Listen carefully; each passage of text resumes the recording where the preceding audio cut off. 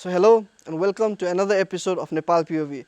This time we are not traveling, but we are taking a podcast with a very adventurous person who traveled all the way from Germany to Nepal in his electric motorbike.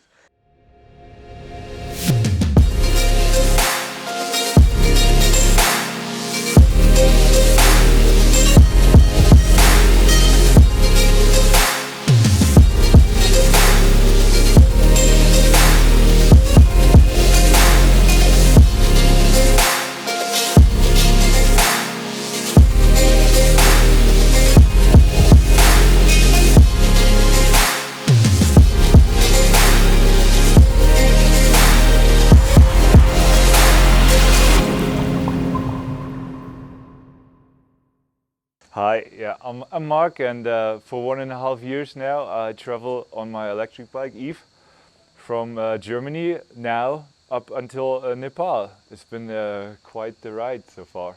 What inspired you to undertake this journey all the way from Germany? Well, I wanted to do a world journey like for a long time already. Like I'm traveling on motorcycle for years already, and when I thought about it and also in perspective, like doing a YouTube channel and all this, I wanted to do something different, and I wanted to try something new and do something, like not many people have done before. And when I actually bought the bike, like nobody was traveling the world on an electric motorcycle. So I just went out, bought the motorcycle, and a couple of months later I started on my first trip. I went up to John O'Groats in the UK, and then all the way down back to Germany, Italy, over to North Africa, and then back to Europe, to all the Balkan areas, Turkey, Iran, Georgia, and went to Pakistan, and spent also 4 months in India, and now I'm here in Nepal.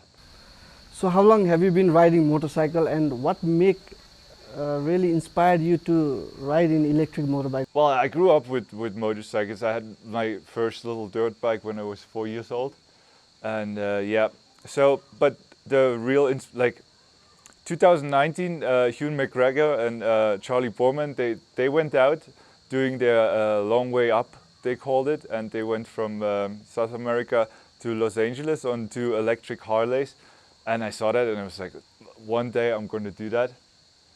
And 3 years later, I bought the bike, and I just went out and did it. Yeah, and I'm still doing it. Like Nepal or like India is the goal. Like I want to make my way all the way to New Zealand. That's the plan. Yeah. So before traveling, what do you do for a living? I was a musician my whole life, up until COVID, the COVID pandemic happened.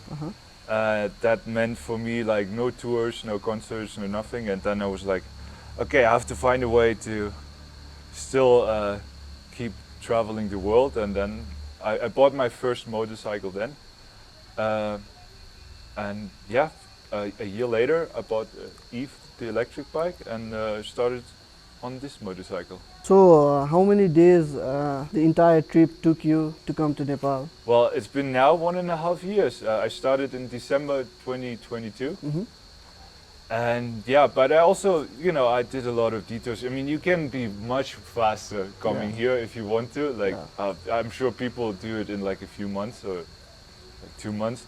But I took a lot of time, a lot of detours. I just really wanted to explore, and I wanted to see as much as possible, and also film as much as possible, make videos for YouTube. And I also spent 4 months in India. That was awesome. I really loved it. I went all the way down to Kanyakumari, to the tip of India. That was awesome, and then went back up to here. Yeah.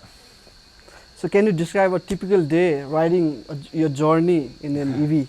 Yeah, well, a typical day is really like getting up early and having breakfast, and then packing the motorcycle. Because I stay in hotels or Airbnbs or hostels sometimes, and like you always have to, then next morning you have to repack everything and put it back on the motorcycle. That takes some time, and then I just I look on the map, like I don't really make a plan every day. Like sometimes I just go and then see on the map, yeah, how far could I go today? I usually travel like 250 to 300, 350 kilometers, and then I just look on the map, oh, what's there, what could I check out? Yeah.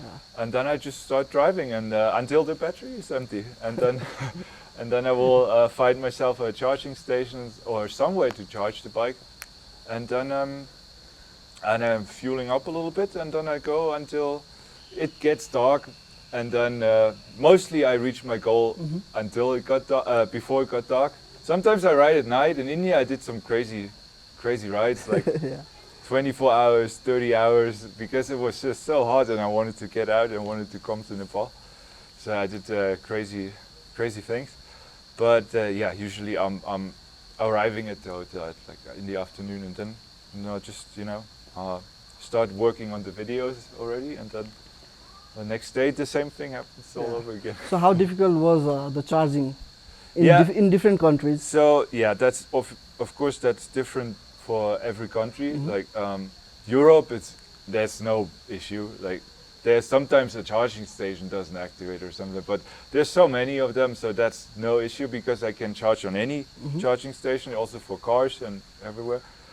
And yeah, then Turkey was brilliant. There was no issues, and then it started to get a little bit more difficult in Iran because there was no charging station, so I had to rely on domestic charging. So restaurants, hotels, whatever, wherever I was staying, I plugged in there. But that also worked. And same for Pakistan. They also, maybe they have now a few, but they didn't when I was there. But I also had to plug in wherever I could. That was a bit tricky sometimes because there was a lot of police involved in the journey, because I had to get escorts all the way from Daftan to Lahore. Really? Yeah, that was they called it a special protocol or something. I don't know what it was all about, but it was very crazy, and I looked at machine guns all day, and it was a bit difficult. And the police or military, they didn't want to let me charge, they didn't want to wait. So I had to fight for every minute of plugging her in somewhere. So that was very interesting. But I also managed that, and then in India was no issue. Again, there's a lot of EV cars already, and Yeah. also in Nepal, Yeah, a lot of exactly. EV cars, charging stations. It's really not as difficult as people think. Yeah, EVs are rising here in Nepal. Yeah, and people always say, "Oh, you need to plan a lot when you travel Yeah, on electric," but I never plan. I never plan anything. I just go. I don't have a plan. I never really had a plan. I want to go to New Zealand at some point, but that's the only bit of planning I have, and the rest I just play by ear. So during your entire journey up to Nepal, so did you encounter any mechanical or electrical problem in your EV motorbike? Yeah, that's Because the combustion engine can be easily repaired. yeah. I mean, and This like, is the very new technology. Right you now. have to be in repair shops all the time because of oil changes and service and all this stuff. So yeah, but luckily now I'm like I knock on wood, 50,000 kilometers in. From the moment I left Germany, I really didn't have major issues, to be honest. I had one problem in Iran with the pulley from the motor, but that was an easy fix. It took an hour at the workshop, and that was it basically. I snapped because the bike has a belt drive, so that one snapped in Bulgaria once, but that was also easy to replace, and I carry spares. But yeah, other than that, yeah, there wasn't really anything. I mean, I have to change my Oil. brake fluid. Yeah. Like they say, you should do it after 20,000 kilometers. I did it after 20,000 kilometers, but So- now I'm a bit open to. So can you share any interesting interaction with the locals when they knew that this is an EV? Well, basically every day is an interesting interaction with locals, because wherever I stop with that bike, especially since I'm in India, because Indians are very motorcycle enthusiastic. Yeah. So are Nepali people, right? Yeah. Like you love motorcycles too. And yeah, wherever I stop, I have interactions. Like people come immediately and they ask about the motorcycle and they want to know everything and what range, how big is the battery, what's the price. Yeah. You know, that's always the most interesting, curious stuff. So what's the price of this motorbike? Well, the way I have it here, it costs new $25,000. It's quite expensive. I bought it secondhand. Yeah. So how much kilometer have you driven from Germany to Nepal? From Germany to Nepal, because I did a detour and went to the UK first, that was like about 10,000 kilometers that I did. So from Germany to Nepal was for me 40,000 kilometers. So That's massive. altogether 50,000 kilometers now, and you know still going up. of That's course. huge. But yeah, and Yeah. all this time it was really like I had no stress. You know, I didn't have to go to repair shops luckily, and sure I have to change the tires. They're now Vredestein tires, like made in India tires. Let's see how long they last. Before I had Continental tires, they were really good. They lasted 25,000 kilometers, one set. That's really good for tires. And I think it also has to do with the electric bike because of the transmission. It's much smoother than with the normal engine motorcycle with the gears and everything. And so yeah, let's see how long those tires last. So first, what was your route plan from Germany to this place and this place to this place? There was no route plan. Like I said before, I never really had a plan. Like I knew I was going to go because I started in Berlin in winter and it was minus 10 degrees. Ah. And I knew I had to go down south as quickly as possible. So I did that. I went over the Alps and snow. That was really tricky, really, So- with the ice on the road and stuff. And So how did this journey change your perspective or influence you by traveling with an EV motorbike? well, yeah, before I had an old Honda NX650 Dominator. The bike is now 35 years old. And yeah, I mean, I was in repair shops a lot with that motorcycle. So, and in that regard, it changed my perspective a lot because this is just driving, you know. I don't really need to worry about anything, you know what I mean? There's no, like, I don't have a chain that I have to oil. I don't have to go to service or like, you know, there's not really, the brake pads I never have to change basically because the motor has regenerative braking. Then that means that once I release the throttle, the bike brakes. So and I use that for riding. So I get so used to that sort of riding that I rarely use the brakes anymore. Just you know, like when I go really fast. So you started your journey from Germany, and then you went to Germany too. I went from Germany to Austria, Italy, and then from Italy I went to Sicily, I went to Malta, like just checking out the islands, and then I went to Tunisia in North Africa. I was there for a month. That was pretty awesome. I rode the bike in the Sahara. That's pretty cool. Really? Yeah, Yeah. that's pretty cool. And then I went back and went to Albania and Romania, Macedonia, Bulgaria. Did I say that? Bulgaria, and yeah, then Turkey. I spent a lot of time in Turkey, and also then took a ferry to Cyprus. Spent some time in Cyprus, and yeah, and then I was in Georgia for a month. That was really awesome too. Great country, and yeah, then Iran, Pakistan, In India. and India. Yeah, I loved India. I was there probably for the longest I've ever been somewhere. Nepal. So what advice would you like to give to someone who is planning a similar trip like you? Well, I always tell the people just you know just go and do it. Like just start driving because I don't.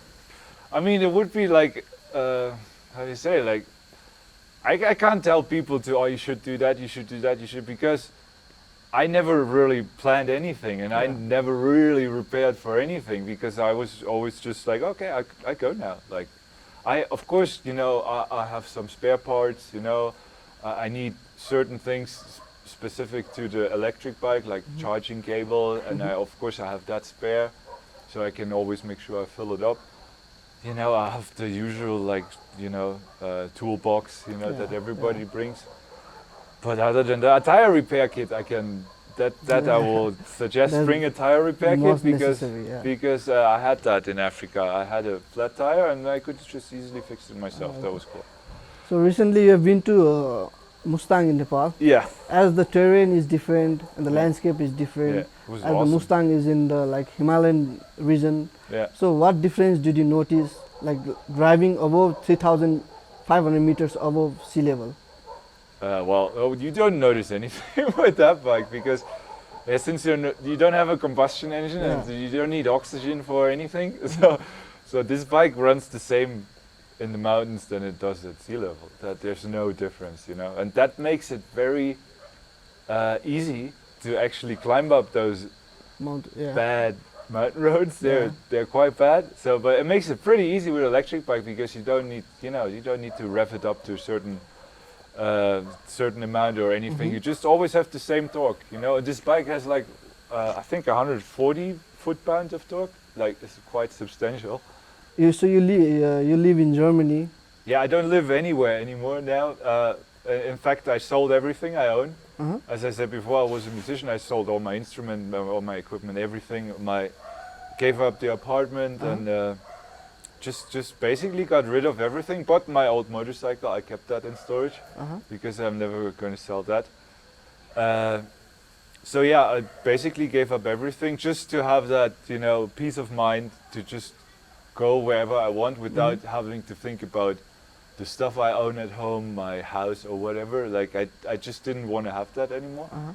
And I don't know, like I wouldn't suggest that to anybody to just do that because it's a difficult life, Yeah, it's not easy to live like that because you never really sleep in the same bed for long and you never have your like your own space or whatever, and then there's the thing you have to make money, you have to work and you have to sustain yourself, and I wouldn't suggest that to anybody you can just give up your home and you just can, because it's not for everybody. Yeah. You have to be, I think you have to be a certain kind of people, I think, but for me, I always kind of lived that circus life as a musician. I was always touring, I was always away from home, so for me it feels kind of natural to be traveling. But it's difficult, especially now when you're alone. Traveling solo is like probably the hardest part, And do you miss your home? Well, I miss my family, of course, yeah. That I do. I don't miss Germany in particular, because the thing about I mean, it's a beautiful country and Yeah, it's all obviously. people are like we're super rich and it's all amazing basically, but you're also very restricted and Yeah. stuff, you have to make a lot of money, you have to work a lot, and I feel more free now having this lifestyle and being in other countries all the time and just do whatever I want basically. Most people know that you are traveling, and they must have thought like you have you are enjoying your life, you have the most beautiful moments. So what actually is traveling?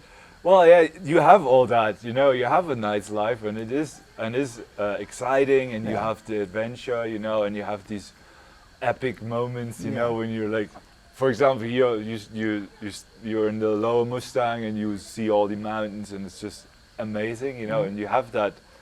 But yeah, it's of course it's not always like that, sometimes it's hard and Yeah. sometimes you're super lonely Yeah. and sometimes you just don't want to go anywhere. You just want to stay in your room for the whole day and just don't want to do anything.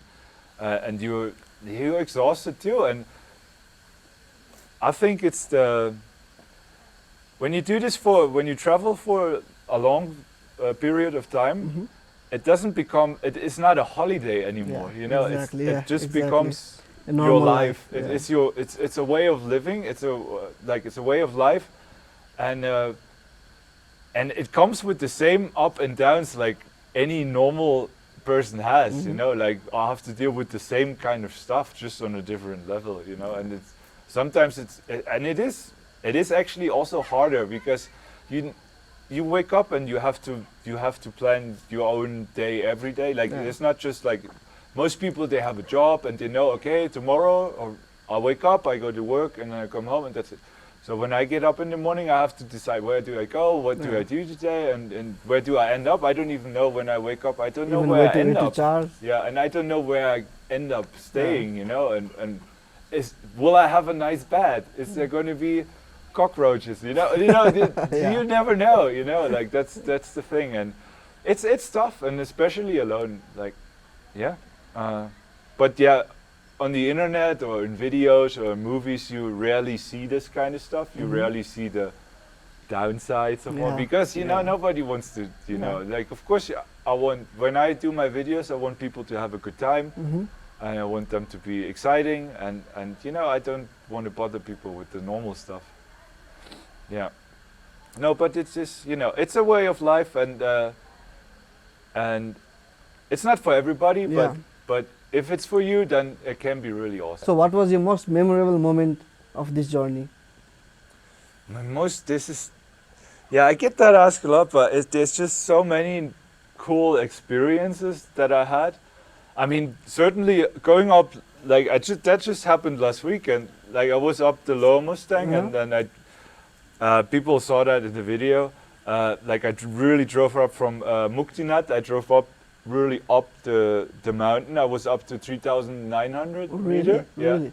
I drove on a track, you know. It was, and then I stood there with the bike, and I just looked over everything and saw the mountains, and the weather was awesome. It was just such an epic moment when you're like on top of the world, you know what I mean? And that was really epic. So that was amazing. But so many good moments, you know. I loved being in the Sahara. You know, that was a great moment for me. Like seeing these old ruins and these old buildings. That was amazing.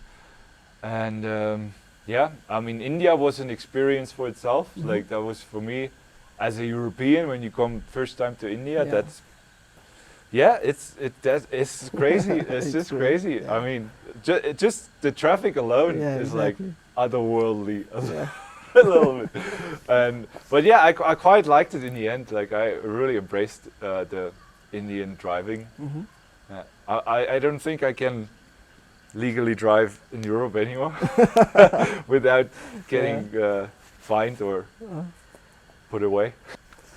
So you have traveled a lot of places, you have crossed a lot of countries, and you have met thousands of people. Yeah. So what do you think the purpose of your life is? Well, if I learned one thing from traveling, then it is that the people everywhere, basically, we're all the same, you know. We all have to deal with the same kind of stuff, you know. We all have the same problems. We laugh, you know. We laugh. We hate, you know. Like everybody is the same. Like, but I experienced as a traveler a lot of kindness in all the countries I've been to. Like, I don't know if that has to do with the fact that I am a traveler, or that I am a motorcycle traveler. That I don't know. Like, but I experienced so much kindness. Like people inviting me, you know, like inviting me to their homes. You know, I stayed with people, and then people showed me around. You know, I did group rides with motorcyclists. You know, like where was it? And in Malta, I did like I learned that in Malta, it's an island in the Mediterranean Sea, and I learned that on Sundays there's like a big biker community getting all together, racing along the highways and stuff. And I did group rides with them. It was just epic, and everybody, you know, has this same stuff to deal with. And what I wish for the world would be that actually more people can travel and experience what I experience. Because then, you know, I think there wouldn't be as much hate or fear or whatever, because people are always just scared about what they don't know. And the moment they get to know, then they're not scared anymore. And that was my experience from all these countries I went to that I didn't know, and I didn't know the culture, I didn't know the religion or whatever, you know, like, and you know, when you don't know, then you're always a little bit like, okay. Skeptical or like scared or whatever. I wasn't really scared, but I just experienced that the people itself, they're good, you know, they're good people in the world, and I was very lucky to meet many of them. what I believe, me personally, I just have this one life, you know, and what I'm trying to do is just to make as much out of it as possible, and just to see as much as possible, to experience as much as possible, you know, to love and, you know, to meet people, make friends, because it's just that one chance, you know, and nobody knows how long it's going to last, you know, and nobody knows, you know, like, I don't know how old I'm going to get, I don't know how long I'm able to travel, I don't know, you know, but now I'm healthy and I'm still kind of young, so I just want to live as most intensively as possible, and just do whatever I feel like is right, you know what I mean? Yeah. And for me, that's my purpose of life, you know, and I'm really happy that I'm able to share this with a lot of people. Like my videos, as you know, are very personal, and I like that I can share all my impressions and my view of the world with the people that watch the videos, and yeah, hopefully inspire people, and yeah, I mean, yeah, I'll just try to do this what I do as long as I can, and as long as it makes me happy, because I think that's super important, that whatever you do, you have to be happy, and it doesn't matter what you do, what your job is, whatever, like, you just have to be happy, and if you're not happy, change, then do something else, you know. That's easy to say, but it's hard to do for many people, I know. Any final thoughts or message you would like to share with our fellow travelers or adventurers? Well, yeah, I mean, just get on your bike, whatever it is. It doesn't matter. It doesn't have to be electric, you know. It really, I mean, you guys, you know, went up the Upper Mustang with the 100cc Hondas, you know. Even in Monang also. So it doesn't matter what bike you have or whatever it is, whatever excuse you have, it doesn't matter. Yeah. If you want to go out and ride, then you should go. just sit Just on your go. motorcycle and go. You know, just fuel it up or charge it up, whatever. Just go and just explore the world, or wherever, however far you can, whatever is possible for you, just do it. You know, because people always find excuses, but you just gotta do it. So after Nepal, you go back to India. Yeah, I go back to India, and then you go, and your final destination is New Zealand. Yeah, but there's no plan yet. You know, I might do some detours. I might go to other continents first. I don't know yet exactly, but yeah, it's going to be exciting. So, but I want to end up in New Zealand at some point. It might take me a few years, but that's the plan. That's the plan. Okay, we wish you very success. Thank you. In your story of this traveling. Thanks for having me. Yeah. And yeah, can I say, like and subscribe to my channel? Sure. No, please. Okay. Please. Oh yeah, okay. So yeah, check out my YouTube channel, and yeah, if you like it, subscribe, and yeah, the next video is coming soon. And you have to say you also subscribe to NepalPOV. Oh yeah, and also very important, subscribe to NepalPOV. I did yesterday, so you should too. Yeah. Okay, see you.